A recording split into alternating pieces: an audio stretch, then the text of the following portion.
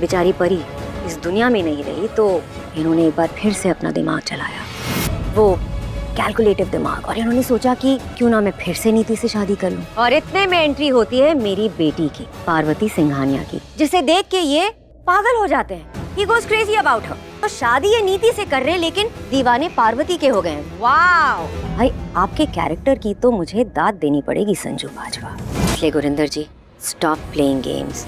सही कह रही हैं अंबिका आंटी, असली दोषी मम्मी जी ही हैं। मॉम ने ये कहा है कि मैं नीति से बेटर हूँ, पर उन्होंने ये कभी नहीं कहा कि मिस्टर बाजवा मेरे लायक है। अगर ये गलती से ऐसा कह भी देती तब भी मैं इनसे शादी नहीं करती, क्योंकि ये ऑलरेडी 2 लड़कियों को धोखा दे चुके हैं और अब तीसरी को धोखा देने का सपना देख करो यार, मुझ पे कीचड़ उछालने से मेरी फीलिंग्स को नहीं बदल सकते हो आप लोग परी के लिए। मैं पहले भी परी से प्यार करता था और आज भी सिर्फ अपनी परी से प्यार करता हूँ, और इस चीज को एक्सेप्ट करने से मैं नहीं डरता हूँ, नहीं शर्म आती है मुझे। पार्वती नया नाटक शुरू कर देती है और यहाँ पर बोलती है कि भाई मुझे तो पता ही नहीं है कि मेरी कब शादी होगी, और मैं तो बेहोश थी ना, तो तुम नीति मेरे पर क्यों पूरा दोषारोपण कर रही हो कि भाई मैंने शादी की और जानबूझ के तुम्हें धोखा दिया।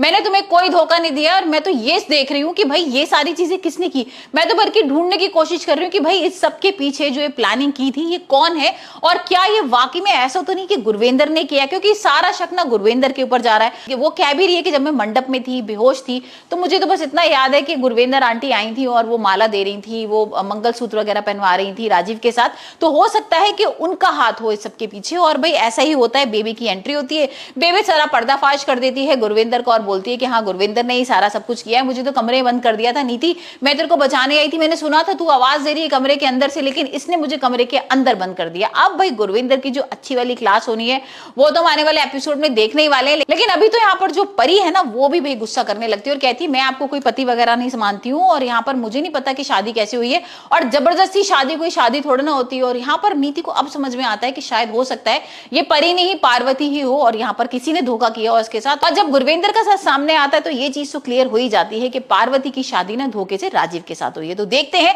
अब नीति क्या करती है। वैसे तो आने वाले एपिसोड में हम देखने वाले हैं कि नीति भी राजीव की सिंह दोबारा से फेरे लेगी, यहाँ पर फोन में अपने मंत्र चला देगी और उसे लगेगा कि भाई मैं शादी कर रही हूँ, और जो पार्वती की सिंह शादी की थी वो तो बेकार है, वो इनवैलिड शादी थी, और यहाँ पर वो ये भी बोल देती है कि भाई मैं तो तलाक भी करा दूंगी अगर ये शादी आप सब लोग मान रहे हो।